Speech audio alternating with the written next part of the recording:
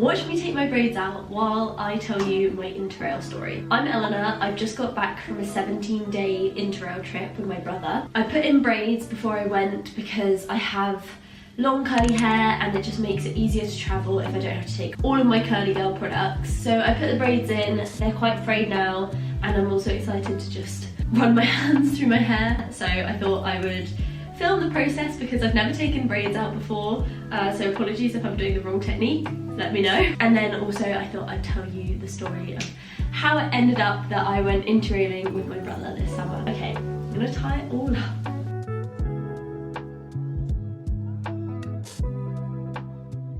My Interrail story. We actually have to start about 30 years ago when my dad was in his teens and he was going to meet some friends in Greece for the summer, and he was looking at a flight to get to Greece, but it was so expensive, so he was looking at different routes and actually found out that Interrail was the cheapest way that he could get to Greece from England. I think then it was a month for £100 unlimited travel, which is crazy. So he opted for getting the trains all the way to Greece to meet his friends. So I think he made his way over, I don't know the whole story, but he got his way over to Greece, but I think he only ended up staying like a couple of days there with his friends. And I think he was gonna fly back and then realised he still had a whole month to use the Interrail pass. So basically interrailed back, going to different countries. Here's a photo of him in Venice, which me and my brother actually recreated while we were there. So last Christmas, Christmas 2022, my dad was just telling us these stories and it just sounded amazing, and I've always wanted to do Interrail. I have lots of friends who've done it. And anyway, we were talking about it and then I looked on the Interrail website and they were having a January sale. So me and my brother were, yeah, I think we were just in his room and we were just like, should we just go? Should we just do it? And it was actually while I was in Florence with my boyfriend's family that I booked the tickets. So I booked 2 unlimited 21-day Interrail passes without thinking about it, without planning. I think it cost me about £600 for the 2 of us. And we had a year to use it, or 11 months to use it. So again, we hadn't planned anything. We sort of said, yeah, we can go in the summer or towards the end of the year. So I sort of knew that was going to be the big trip of the year. Between then, I went to Seville, and then we went to Croatia. But it was starting to creep round, so me and my brother started having some calls and planning our route. He did backpacking in Central America last year, so I sort of trusted him with like knowing how to backpack. So he actually planned like a really good route. When we had our calls, we started booking things. So I booked the trains on the Interrail app and he started booking the hostels. But what was a really key thing was that we were booking with the free cancellation. Like, here we go. Oh my God. And our original route was London to Amsterdam, Amsterdam to Berlin, Berlin to Prague, Prague to Vienna, Vienna to Budapest, Budapest to Ljubljana, Ljubljana to Venice, Venice to Verona, Verona to Munich, Munich to Bern, Bern to Paris. There was some talk at one point we were going to do Lyon, I think that was the original one, but we wanted to see Switzerland as well. And we booked all the hostels except for Paris, again with free cancellation. Because we had 3 weeks, I think one of the things that we didn't really think about was like what we really wanted from the trip. Like, did we want to see as many countries as possible? Did we want to get to know a place really well, see lots of things in one place? Was there a particular place that we wanted to spend more time? We didn't really think a lot about that, I don't think. And I think that's one of the things that I would definitely recommend if you're going to do an Interrail trip, is start to think about actually what you want from the trip. Because I think we said 2 nights in each location would be fine, whereas I actually found that was quite a short amount of time, because obviously if you only do 2 nights in one location, you only have 1 full day. So it didn't give us a lot of time to like explore the places, and even some places we only did 1 night. Verona we did 1 night and Vienna we did 1 night. We didn't really think about that, so we were doing mainly 2 nights in every place except for Amsterdam, where we did 3. Which actually I think was the ideal amount of time, because you get there on the first day, maybe like afternoon, have dinner. Then the next 2 days you can actually properly plan, maybe do loads of museums and attractions on one day and then just explore the city the next, which is sort of what we did in Amsterdam, although we did it the other way around. So the first full day we just explored, walked around, and then the second day we did museums. And I think that was really ideal. We decided to go on the 17th of August. So we met at St Pancras and got the train all the way to Amsterdam, which was amazing. I think when you take the Eurostar, you realise, like, first of all, how close Europe is, and also just how easy it is to get to. Although I know Eurostar can get quite expensive. We were in Amsterdam 3 nights and it was amazing. We had a really nice hostel there, and I think what I realised in Amsterdam as well is the first time I went to Amsterdam, I was sort of doing the things that, you know, you have to do, like, oh, when you go to Amsterdam, you have to go here, you have to go there. Whereas this time, I think, being with Joel, who's not like he's not super interested in like doing like every single museum. So it was actually nice because we did the things that we wanted to do rather than the things we thought we had to. And I think when you have a short amount of time, you sort of think, oh, you know, I better squeeze this in, better squeeze that in. Whereas I think the nice thing with this Interrail trip was that you sort of saw a new city and you can decide for yourself whether you want to go back and explore more. So Amsterdam was amazing. We did some really cool museums and stuff there, and also just walking around the streets, the canals. It was a bit chilly in Amsterdam while we were there, but it was just, yeah, a really nice time. So then from Amsterdam we got the train to Berlin. Ooh. Whoa, this is crazy. And Berlin, we were staying there 2 nights. And it was weird because we got there, I think, quite late. But when we got to Berlin, I was like, I don't really, like, where's the centre?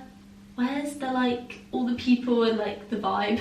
I think we were only there obviously 2 nights, so 1 full day. So I didn't really get to experience properly the city, but it wasn't my favourite place, honestly. It didn't feel like it had an atmosphere. Like, there was no, you know, like in a particular city you think, oh, this city's like really vibrant, or this city's really like chill and calm, or this city's really like on the go. I just didn't get any sense of the city. It was really weird, and I didn't like that, honestly. And I'm not a big city person anyway. Like, I like smaller cities or smaller towns. So yeah, I really wasn't a fan of Berlin, and I didn't really have much desire to like walk around and try and find like all the places that you have to go to. So what was really great in Berlin was that we did a bike tour. So this is the other thing, like on the train to somewhere, I tried to book up activities to do in that next place, because again, before we left we hadn't booked any activities. We'd only booked trains and hostels. So on the way to Berlin I was just looking, and there's so much to see, but it's also spread out, and we obviously only had 1 day. And then I found a bike tour, which was just the perfect thing to do because we saw everything, it was explained to us. It was just nice going around on a bike as well, because I think sometimes I know with walking tours I just get so tired. But at least with a bike, you know, it's sort of like an activity as well. And it was great, yeah, it was amazing. I'd really recommend. We did it with Fat Tire Tours, and our tour guide was called Thor, and he was amazing. So that's what we did in Berlin, and then we stayed 1 more night, and from Berlin we went to Prague. I booked the clock tower, which was amazing. That was the first thing we did when we got there, which was good because we got there quite like early afternoon, so we had like the whole afternoon to explore.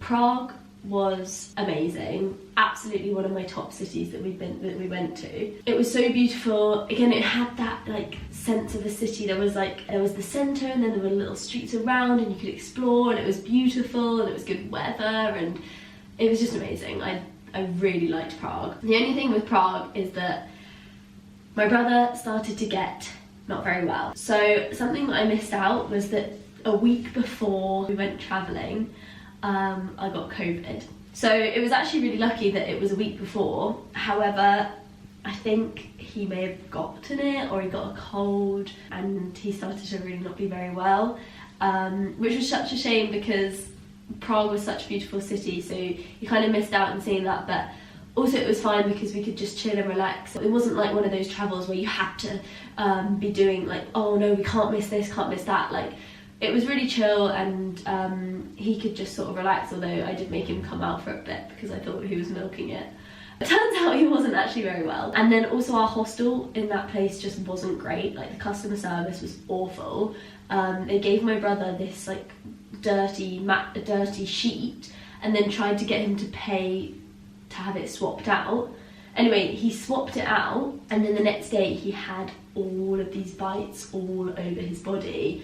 We don't know whether it was bed bugs or like a spider or I don't know, but it was awful, and they were so inflamed and they just weren't very helpful about it. But Prague was amazing, I loved it, and I would definitely go back, and I think Joel definitely needs to go back as well. So then from Prague we went to Vienna, and this was a difficult one because we actually didn't have any time. We were literally there in the evening and then left the next day at like midday. I didn't book anything to do, but the one thing I did really want to do was go see the Opera House because I'm a massive movie fan, and that's where Mission Impossible was filmed. So we went and saw the Opera House. That was really cool, but again, Joel was really not very well, so I sort of had to drag him there. So anyway, we left Vienna around midday, and this is the other great thing about having the unlimited travel trains, was that we were supposed to leave I think about 4 o'clock, but we just decided to leave a bit earlier so we could have a bit more time to chill in Budapest. So we changed our train, and from Vienna we took the train to Budapest. Now, the thing with Interrail is that there are some trains that you have to reserve a seat, and it costs like 10 euros, like 12 euros or something. But there's also a lot of trains that just say seat reservations not required. So I think the first couple of trains we had to book seats. So we'd already booked seats, and then this next train, it was no reservation required. So that was fine. So we just got on the train. It was only 2 hours, so we were like, well, even if we don't have a seat, you know, we'll just sit on the floor or stand up or something. This was the worst train of the trip. So we got on the train and we found like a couple of seats, and there was loads of seats actually. It was amazing. We're like, okay, great, we can sit in this 4-person seat. Great. Anyway, it started getting really hot, I think, at this point, or it was really hot anyway. And the AC was sort of intermittent. It was coming on, going off. It was just sort of annoying. And then at the next couple of stops, so many people just kept getting on the train, and then there was another stop and we went past and we saw so many people on the platform. We're like, no, they're all coming on our train. Someone comes over to me and goes, you're in my seat. Classic. So anyway, I just moved to the next one next to it, and she sits there. And then I think in the next stop, someone else came and said, you're in my seat, because they'd obviously reserved a seat. So I moved again to across the aisle, and then the next stop, someone else kicked me out. By that time, the train was so full and so hot. The AC was not working. There were people everywhere. It was middle of the day. The sun was coming through. It was actually awful. I had a headache. We didn't bring enough water. So I literally ended up on the floor. This really nice guy gave me his fan. Honestly, that 2-hour train felt like about 6 hours or more. Anyway, we get to Budapest. It's sweltering. Our Budapest hotel was really nice. It was really nice. I think it was the Maverick Lodge. It was really nice. There was a really nice vibe. There's not a lot of people, but what was cool is there was a kitchen on every floor. The bathrooms were nice. They were like the communal ones, and then the beds were also nice. The bunk beds were cool because the lower one was sort of quite close to the ground, so it was quite nice. So me and Joel were both on lower ground. I was just talking and I realised that the camera goes off, so after 25 minutes. So Joel still wasn't feeling very well. Actually, I think he got quite bad while we were in Budapest because he didn't sleep well.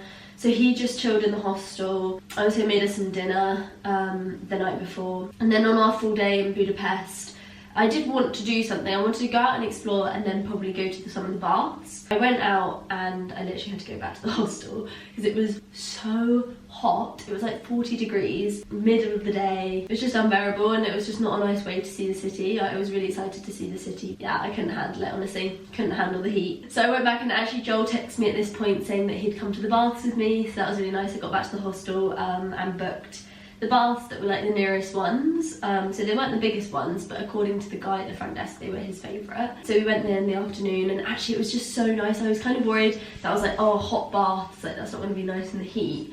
But actually going in and out of the different temperature pools, it was so nice. It was just such a nice opportunity to like escape the heat, escape the city. And they were beautiful, oh my god, they were such beautiful baths. But again, there was just so many people. We literally went interrailing at like the peak season. So anyway, I think we went out for dinner that night, went to this Japanese place, which was really good. And then the next day we got the train to Slovenia. Now this was our longest train of the whole trip. It was 7.5 hours. Actually, it was probably more than that because we stopped for so long at one point. So we definitely had to book a seat on this train. This one was quite a funny one. So we got on, and again, there were so many people. We were like, oh, thank God we booked a seat, because people were just standing in the hallways. So we had to like push past a lot of people to get to our little cabin. This woman goes, oh, that one's full. And I say, well, we've got a seat reservation, so sorry. And I go in, and yeah, there's 2 people in our seats. There was this man and then this girl, so I thought they were together. So I say to them, oh, we're seat reservations. And actually, luckily, the ticket guy was here at this point, so he like checked all of our tickets and said, oh yeah, they need to sit there. And then this woman behind me was like making me feel really bad for like kicking the little girl out of the seat, because she was with her like grandparents or something in the same cabin. And she's going, oh, it's just she's with her family and stuff. And I did feel really bad, honestly, but it was fine because she shared a seat with her brother, because they were quite small and the seats were really big. But also I was like, I'm sorry, I've paid for a seat reservation on a 7.5 hour train. I'm not standing in the hallway. Anyway, so we sit down. I think because we sort of like mentally prepared that it was going to be that long, like I had loads of stuff downloaded, I had loads of snacks, loads of water. I was sort of prepared. It was the longest train of the trip, but it was the most beautiful. The countryside throughout Slovenia, oh my god. And the coolest thing was it's like, because it was quite like an old train, and those little corridors that I was saying had windows that were just wide open, so obviously you didn't want to stick your head out, but like you got the breeze, and oh, it was so cool. So actually I think that was my favourite train, although pros and cons, the toilets were disgusting. I went to the toilet once at the beginning and not again because there was like rotting poo in the toilet. It was disgusting. Just felt so dirty as well, so did not go back to that. Also, this is how much hair we've got so far.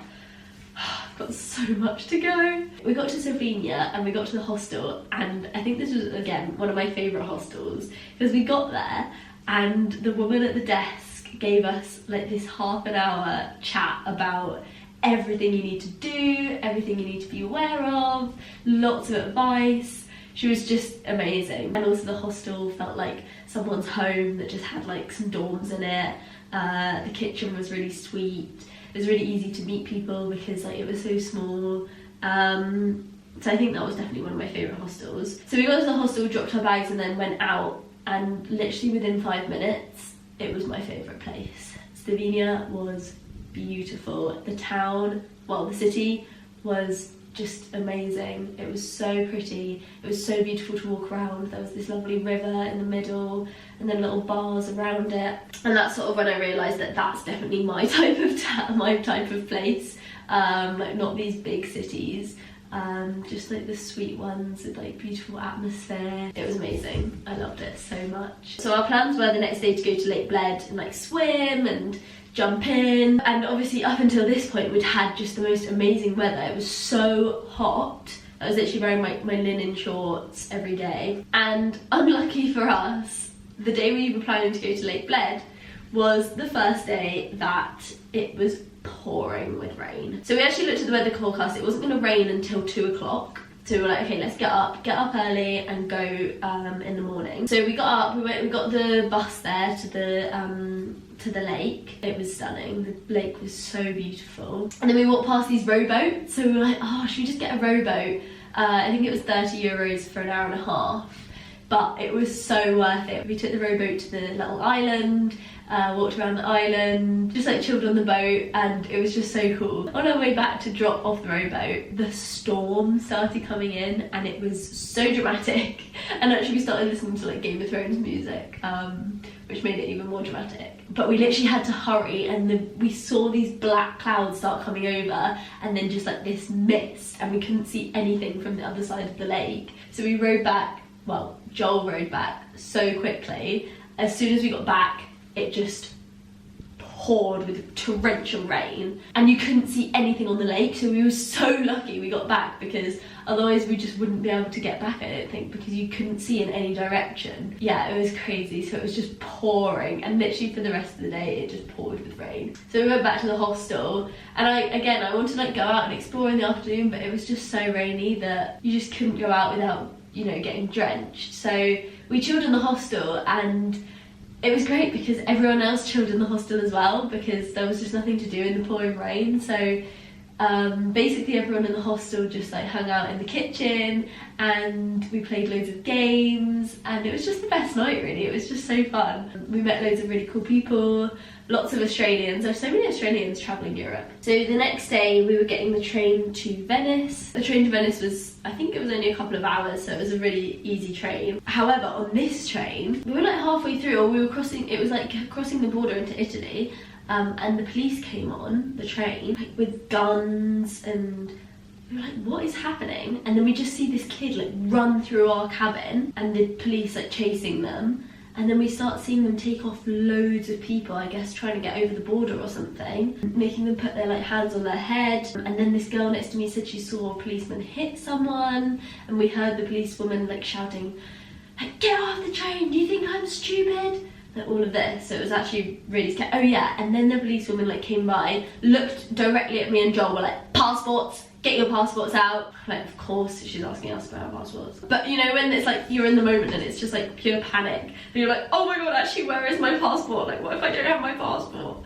So it was actually, yeah, it was so scary. Also, towards this point of the trip, we were running out of money. We did not budget for this trip. We sort of saved up like a decent amount of money, both of us, to take. But what we didn't do was like plan how much we were going to spend each day or each location. So by this point, we were looking and we were like, we are not going to make it to the end of this 3-week trip to all of these destinations that we'd planned to go to, which was really annoying. Like, I really didn't want to go home early, but it was sort of becoming evident that we just weren't going to be able to afford the rest of the trip. So in Venice, we just started having a think about what we wanted to do. Like, this is when we cancelled some of the hostels, pre-cancellation ones. We cancelled Munich and Bern. So we thought maybe from Verona we'll just try and get our way to Paris. Venice was amazing. Again, this hostel was not the best one. Like, it was a really cool hostel. It was on the island, so we had to pay like 35 euros each to get the ferry for the 2 days or something. This was our first time sharing with like 16 people. It was a 16-bed dorm. We actually asked when we first got there, we were like, are there any upgrades? Like, can we be in a better dorm or in a private room? But she was like, no, basically it's the, I think it was the film festival or something, so just loads of people were coming into Venice at the time. Anyway, so our 16-bed dorm was gross. It stank in that room. Oh my god, it smelled so bad. But luckily me and Joel were in the end one, so we sort of had like this private corner, which was really good. But yeah, it was actually horrible. But Venice was incredible. Oh my god, I loved Venice. It was so sweet. I just loved that there's no cars there. It was a bit rainy while we were there. We were still like going through this like not great weather, and I just love Italy. It was our first place where it was like non-capital city. We did a couple of things, but mainly just like walked around, enjoyed the city. However, this is where we went to the hospital, because in the morning of the first morning we were there, Joel's bites were huge. Like, his hand, I think I took a photo, his hand literally looked like a panda's hand. It was so big, and at this point I was like, okay, this actually isn't funny anymore. Like, I'm actually quite worried, and I didn't want to like worry Joel, but it looked really bad. So we were like, we have to find a hospital. No, at this point we were like, let's go to a pharmacy. So we went to the pharmacy and asked the pharmacist, and he goes, I think you should go to hospital. Oh my god. So anyway, we found the nearest hospital. Also, the hospital was beautiful. It was like in this beautiful old like church or something, and we went in and it was just this huge beautiful building. There were loads of cats everywhere. Anyway, we spent 2 hours in the hospital waiting for Joel to be seen, but luckily they did prescribe him some like antibiotics and this special cream, which helped a lot because in the next couple of days like the bites went down. Here's water. Yeah, the bites went down like so much, so actually it was just so good. But I still don't know what actually it was that he had because it was bad. So anyway, we were getting the train from Venice to Verona. So we got to the station at Venice, and at this point we'd decided to just go sort of make our way back to Paris from Verona. Like we'd had such an amazing trip. We didn't have a lot of money left, and it just would work out quite well if we could just make our way slowly back to Paris. So we just got up to the station because you can usually book, like reserve the trains or the seats at big stations. So Venice was quite a big station, so we went up there, went to them and yeah, can you help us find a route back to Paris and help us book the trains? And she goes, oh, haven't you seen the news? We go, no. She's like, there's been a landslide and there are no trains going into Paris until the 10th of September. And this is where we're like, panic, because we had the Eurostar booked for the 7th of September, so we had to get to Paris either way. And she was basically like, there's no way you're going to Paris, like good luck.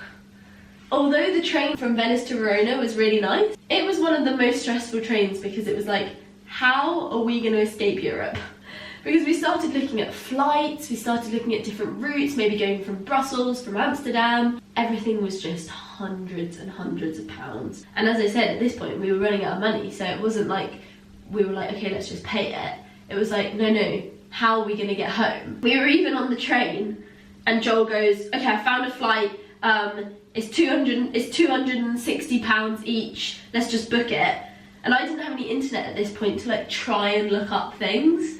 So I was like, wait, please just let me like research. And at this point, I still didn't really believe the woman who said about the landslide because I couldn't find anything about it. That the connections were like 5 connections, 16 hours to Paris, all of this. I was like, oh my god, this is not going to be possible. So anyway, I tried lots of different things and I eventually found like the perfect route. It was Verona, Milan, Zurich, Paris. Because apparently via the Zurich route, you avoided like the landslide issues. That was like, okay, let's just do this one. So we got to Verona, went straight to the desk and said, please can you book us on these trains? And they said basically because the last train wasn't in Italy, they couldn't book that one for us. So he booked us on the first two and he's like, you're just gonna have to book the train as soon as you get to the station in your second connection. Like, wait. So we have to get the train from Verona to Milan, which we booked, from Milan to Zurich, and then we have an hour wait to get on the train, get food or whatever, and we need to reserve a seat, if there even is any. Like, I don't think there's any other options, we have to do that option. So we booked the 2 Italy trains and just hoped for the best for the Zurich train. Like, from Zurich, I mean, the Paris train. So we're in Verona and we're like, okay, if we're gonna leave Paris early, we've got to find a way like to rebook our Eurostar. And the thing is, if you're gonna book Eurostar that last minute, it's so expensive. But luckily, I saw that you could rebook your Eurostar 7 days before. Now we were exactly 7 days before to the hour, so we had an hour to reserve to change the bookings. Now, again, as I said, I did not want to leave Europe. Honestly, like I was not looking forward to coming back. I wanted to stay out there as long as possible.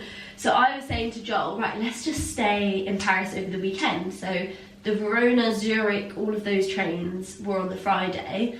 There was 1 seat, or like 2 seats on the Saturday Eurostar, and then there was a couple on the Monday Eurostar. So I was saying, right, let's just go on the Monday and just spend the weekend in Paris, and then that can be like the last hurrah.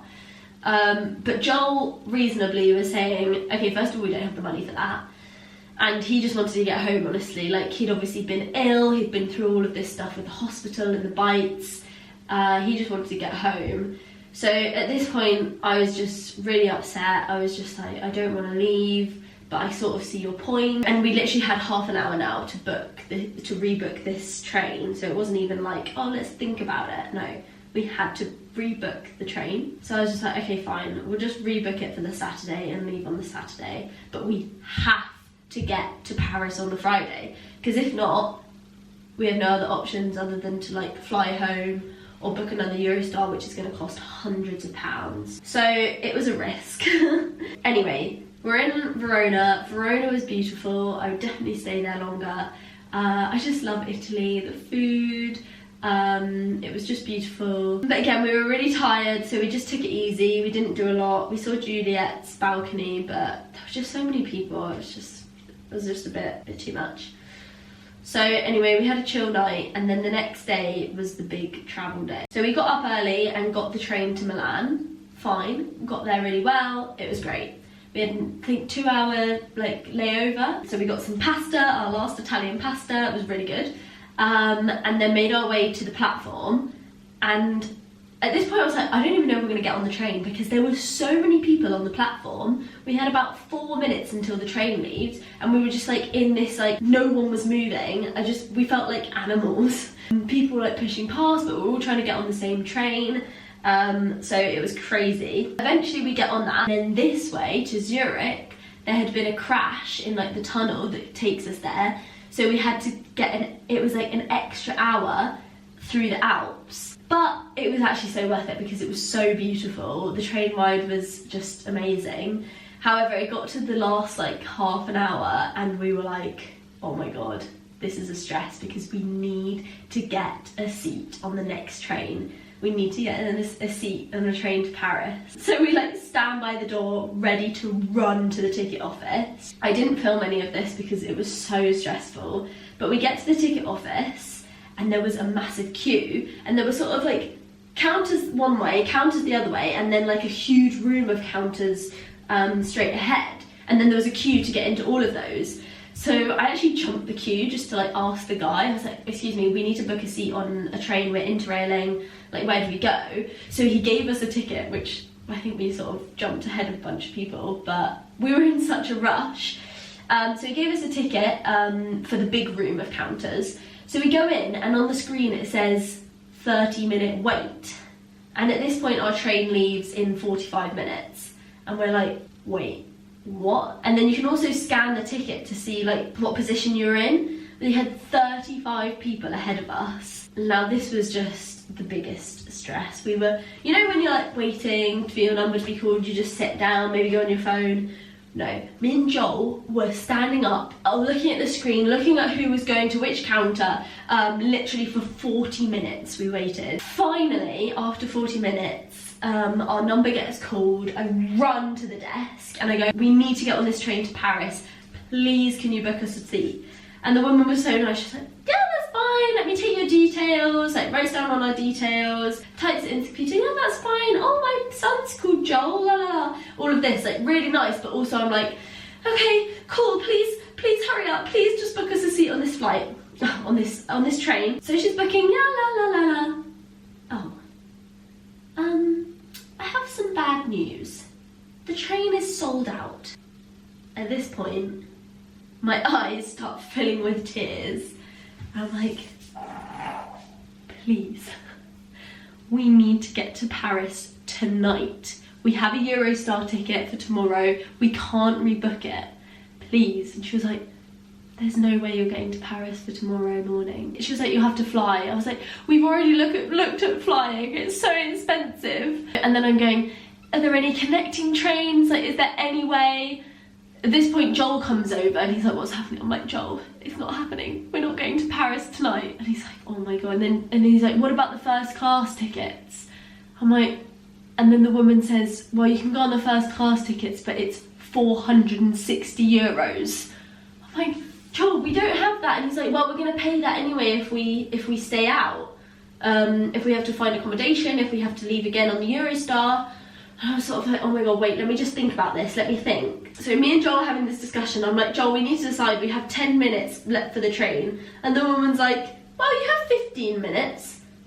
And I'm saying, I don't care, we need to decide. So at this point, Joel's like, right, we're just gonna have to pay the 460. We didn't even have that between us in our bank accounts at this point. So I don't even know what he was saying and how we would have done that. So we were in this panic. I was like on the verge of tears, and then the woman just goes, wait a second, I might have some good news. We're like, please, please. And she goes, there's 2 seats on the train from Zurich to Paris, leaving in 10 minutes. I'm like, book it, please, please. Thank you so much. And she found us 2 seats next to each other, and it was like, go. We booked it, ran and got some food. At this point it was like 6 o'clock or 6:30 or something. We hadn't eaten, so it was like run. We weren't gonna get to Paris until 11 o'clock at night. We would run and get food, run to the train, literally make it within about 3 minutes, sat in our seats. Before the train left the station, we were still like, oh my god, oh my god, oh my god, like, are we even gonna get there? Train started moving, and we both just went, oh, thank God. Just could relax because we were on our way to Paris, we were gonna get it, we were gonna make it, and it was all good. However, an hour into the journey, you know, you like go on stop, so you stop, start. And then an hour into the journey, we'd stopped, and then it had been about 10 minutes since we'd moved, and then it was like 15 minutes, and then 20 minutes, and then the thing came up and it said we were gonna be delayed. We're like, okay, what's happening? Then an announcement comes over the speakers, and it says there's been a power cut and we're going to be delayed to getting into Paris. And we're like, oh my god, not another thing. So anyway, we wait it out. We don't know whether we're getting to Paris. At this point, all the lights in the train go off. We lose power.